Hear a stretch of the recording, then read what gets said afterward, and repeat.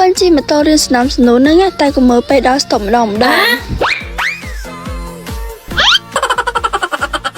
ណាគេខ្លះខ្លួនតូចតែចិត្តធំចេញមុខមកដូចខ្ញុំអញ្ចឹងម៉ូតូដឹងអាជីពវិទ្យាហើយតែនៅតែចង់ជិះតែណាមកណាមានខ្មៅមួយនៅតាមពីក្រោយហើយនិយាយទៅគឺអត់ដែលចេះរករឿងទេស្ងៀមហ្មងបើថាស្ពីគ្នាវិញក៏វាកវត្តគ្នាចង់ងាប់ហើយឃើញរៀបចំខ្លួនស្អាតហ្នឹងខ្ញុំត្រូវចេញទៅក្រៅថតរូបលេងអីចឹងណាតែចេញទៅពេលផឹកចឹងត្រូវចូលញ៉ាំបាយព្រឹកសិនសោះអ្នកមកខ្ញុំគេរកជាមួយនឹងបាយមាន់ស្រែហើយកន្លែងមកឃើញជាមួយនឹងហាងមកកន្លែងនេះគេមានលក់បាយមាន់ស្រែស្រាប់ចឹងហើយចាំការទៀតក៏ចូលហ្មងទៅចូលមកដល់ហើយមិនមានទៅលក់បាយទេខាងគាត់ក៏មានជាមួយនឹងឡតកាទៀវអីថែមទៀតដែរបើនិយាយពី drink វិញមានច្រើនប្រភេទមែនតើហើយនេះតិចច្រឡំអីទៅទឹកតែដែលគេ free ឲ្យទេឥឡូវនេះបាយដែលខ្ញុំបានកំងគឺបានមកដល់ហើយទៅគឺតំណងគ្រប់មុខហ្មងអ្នកគ្នាហើយក៏ខ្ញុំបានកំងជាមួយនឹង brown sugar ដែលរសារឃើញតំណងពេកក៏ឥឡូវនឹងបានបាយឲ្យចាំការទៀតញ៉ាំហ្មងទៅគេងមកពូទទេស្អាតអត់ទាន់បានញ៉ាំអីផងបើចាំខ្ញុំបោះយ៉ាច្រើនទេឲ្យទៅពេលបានញ៉ាំរបស់ឆ្ងាញ់នឹងញាក់ចាំចឹងហ្មងមានអីសុកជាខ្ញុំបានញ៉ាំរបស់ឆ្ងាញ់ទេហើយលោបលន់នោះនិយាយទៅញ៉ាំបាយមិនគ្រប់កំងលោតបន្ថែមតែហាងរបស់គាត់គឺឆ្ងាញ់គ្រប់មុខតែម្ដងចឹងតើបានខាងគាត់លក់ដាច់ណាស់អ្នកមកញ៉ាំឡើងច្រើនជាពិសេសអ្នក order តាម Apple ឡើងត្រង់ជួគ្នាចឹងហ្មងដាច់ជាងគេណាគឺបាយមាន់ស្រែហ្មងមកតែមាន់ស្រែខាងគាត់ទៅឡើងតំណងបើថាអ៊ំទុកមកលេងខេត្តសៀមរាបអត់ដឹងញ៉ាំបាយព្រឹកនៅណាមកហាងខាងគាត់មកទីតាំងរបស់គាត់វិញនៅខាងក្រៅវឌ្ឍនៈចឹងអ្នកគ្នាជិញពីវងមូវឌ្ឍនៈនឹងមកទៅត្រង់កាត់មុខវត្តមិន